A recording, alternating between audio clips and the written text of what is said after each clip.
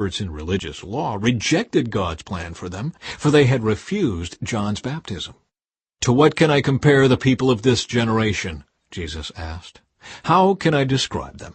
They are like children playing a game in the public square.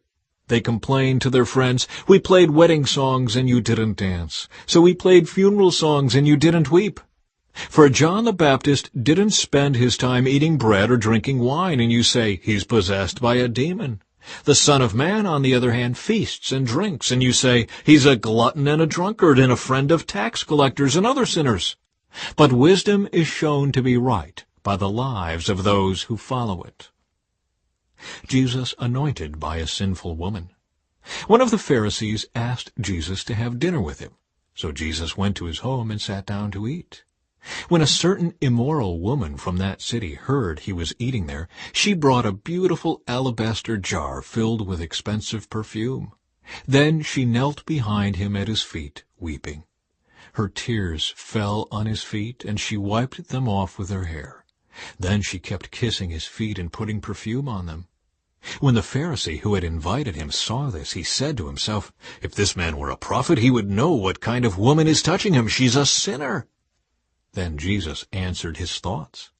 "Simon," he said to the Pharisee, "I have something to say to you." "Go ahead, teacher," Simon replied. Then Jesus told him this story.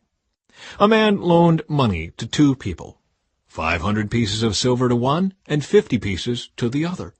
But neither of them could repay him, so he kindly forgave them both, canceling their debts. Who do you suppose loved him more after that?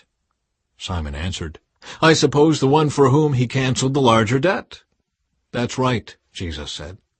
Then he turned to the woman and said to Simon, "Look at this woman kneeling here.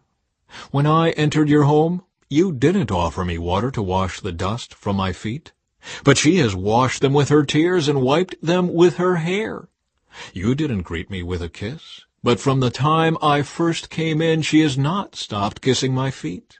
You neglected the courtesy of olive oil to anoint my head, but she has anointed my feet with rare perfume. I tell you, her sins, and they are many, have been forgiven. So she has shown me much love. But a person who is forgiven little shows only little love." Then Jesus said to the woman, "Your sins are forgiven." The men at the table said among themselves, "Who is this man that he goes around forgiving sins?" And Jesus said to the woman, "Your faith has saved you. Go in peace